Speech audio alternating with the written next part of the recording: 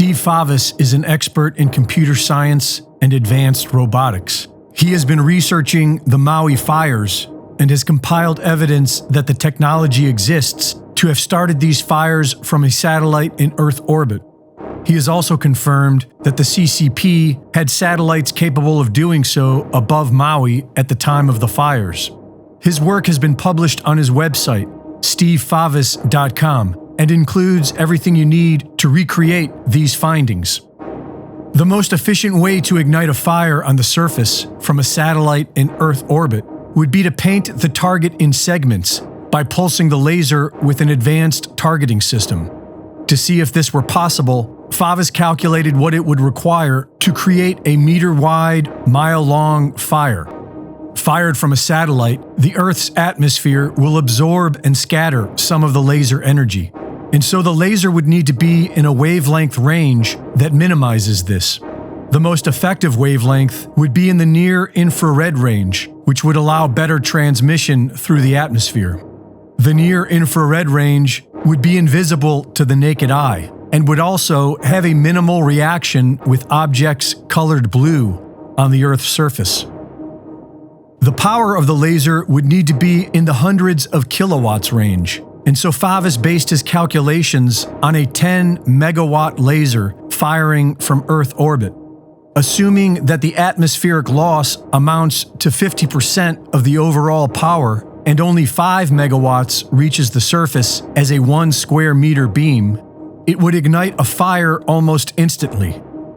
If this 5 megawatt beam was pulsed across a 1 meter by 1 mile long area in segments, then the time to ignite the entire area would be roughly 2.7 minutes, and it would only take approximately 8.8 seconds to melt an aluminum alloy wheel. The amount of energy required to pulse a 10 megawatt laser for 2.7 minutes would require approximately 3,220 capacitors, which would amount to about 32,200 kilograms in weight. Using MATLAB software and plugging in public data provided from NORAD, he found that satellites launched and monitored by the CCP were directly above the Maui fires at the time of ignition. The CCP's most powerful rocket, the March 5, can launch up to 48,500 kilograms of payload, which is more than enough to carry the required payload in Favis's calculations. But Favis has found that the CCP has much more powerful lasers deployed already. He has calculated that the CCP has up to 70 gigawatt lasers in Earth orbit right now. That's at least 100 times more powerful than what he factored into these calculations. Adjusting NORAD's default Coordinated Universal Time, or UTC, to the local time zones, Favis found the following. The Olinda fire was ignited at approximately 10:47 p.m. on August 7th. At this exact time, CCP satellite labeled NORAD 53299 was directly over the location. The Lahaina fire was ignited at approximately 6:37 a.m. on August 8th. At this exact time, CCP satellite labeled NORAD 55836 was directly over the location. The Kula fire was ignited at approximately 11:30 a.m. on August 8th. At this exact time, CCP satellite labeled NORAD 53299 was directly over the location. The so-called deep state does not want you to know that deadly lasers of mass destruction are freely traveling above us. And you can check this all for yourself at stevefavis.com, where he provides the source code and has developed a specific software program that you can download and check for these satellites yourself. Reporting for InfoWars, this is Greg Reese.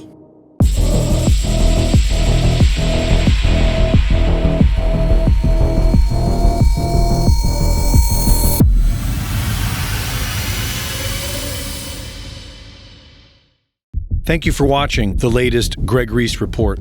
Be sure to go to reesereport.com to see my latest videos sign up for my free newsletter, and subscribe for exclusive content. And be sure to support my sponsor at InfoWarsStore.com. The answer to 1984 is 1776.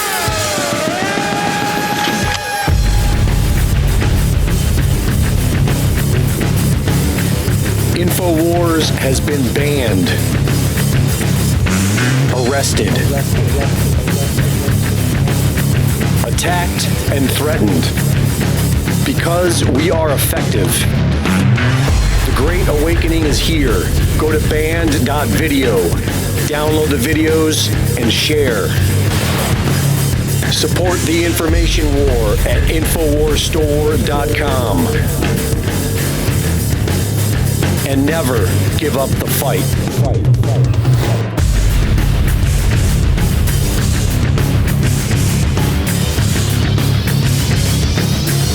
InfoWars.com